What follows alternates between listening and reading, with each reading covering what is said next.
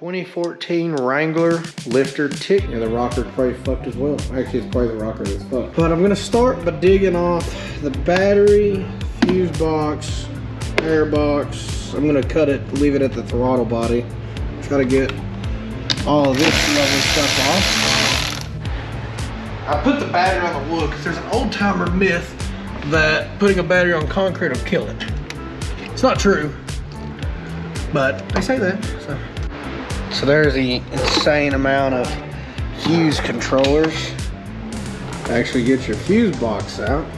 That's always fun, getting back in and out. I'm just trying to get that black tray out so I got more side on the side of the engine.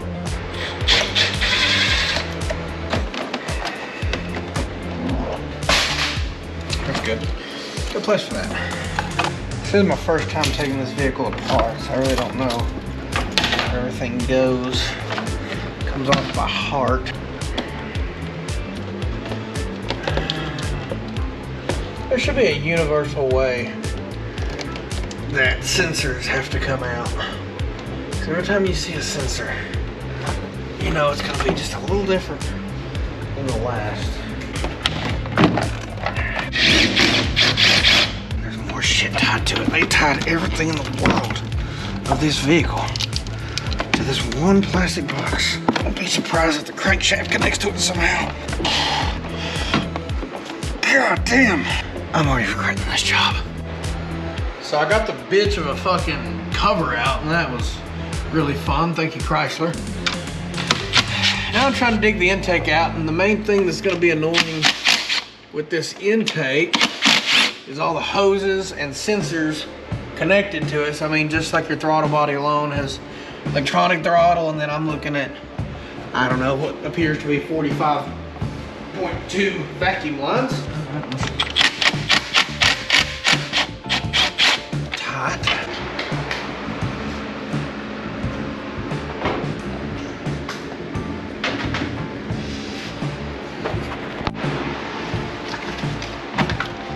Right here. Go button. Button all the way out.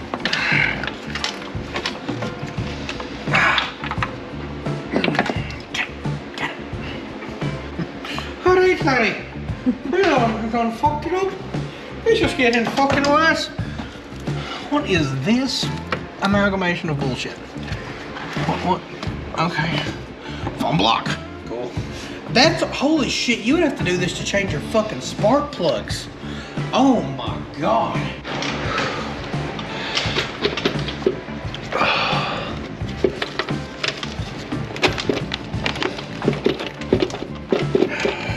Cable over.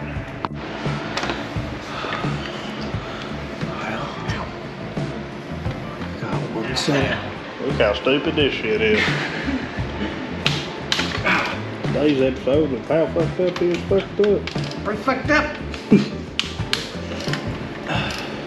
Okay, we're gonna do this. Oh my God, what is this? What is that? I wasn't smeared out. That's metal shavings. There's a lot of it. That's what you don't want to hear from your mechanic, quote, oh my God, that's metal shavings. There's a lot of it. That might have something to do with that sensor. Who's gonna get it first? Oh, camera died. Oh, I just don't know how to, I don't know how to work it. This Chrysler about to learn the definition. Clearance well, anyway, it's clearance well tomorrow. Slightly broken Jeep. Ain't him parts. I am sick. That's fine. Goodbye. So tight. Oh, there it goes.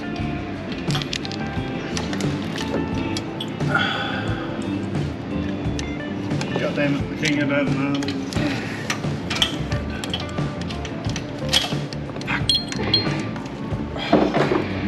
Let me go back and check my rocker.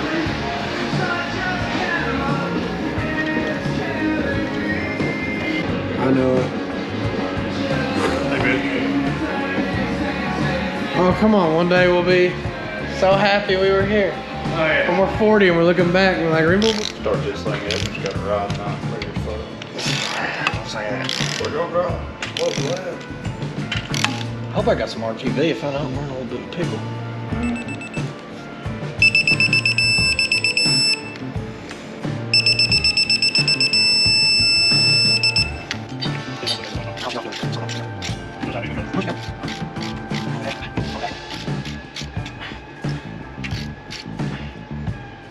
That's where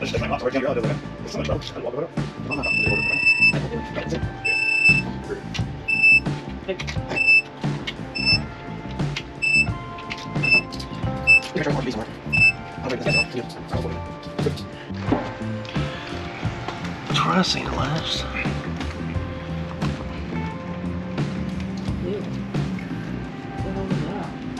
This is called assembly lube.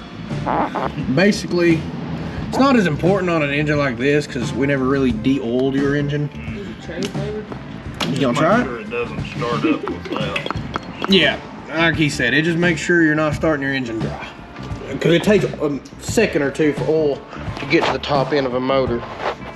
So, in the couple seconds before it starts, this just keeps that top end lubricated, especially if you've had it apart. If you're putting in a brand new cam, it's very important. So this one then should just kind of sit on there. Three vacuum, oh wait, pull this out real quick. Are there any vacuum lines on the back side of it? Underside? No, okay. You gotta watch it though, because they screw down in the plastic. And they only take, it literally says only 7 to 9 Newton meters. Shit.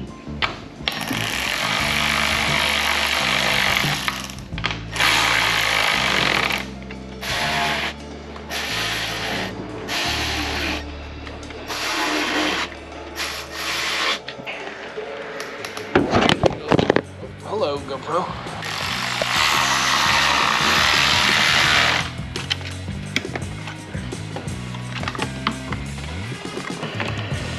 What's the bad? It even goes in this little tree right.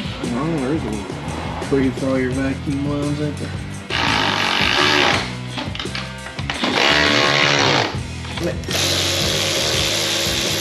Why would they make the battery like that?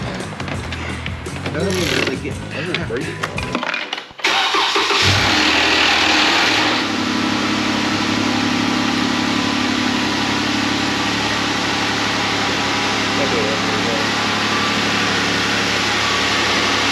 No chicken.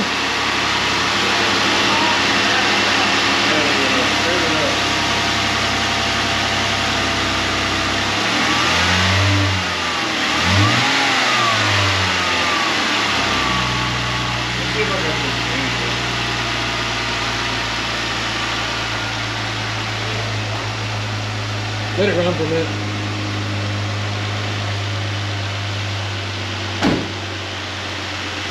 Versus this green.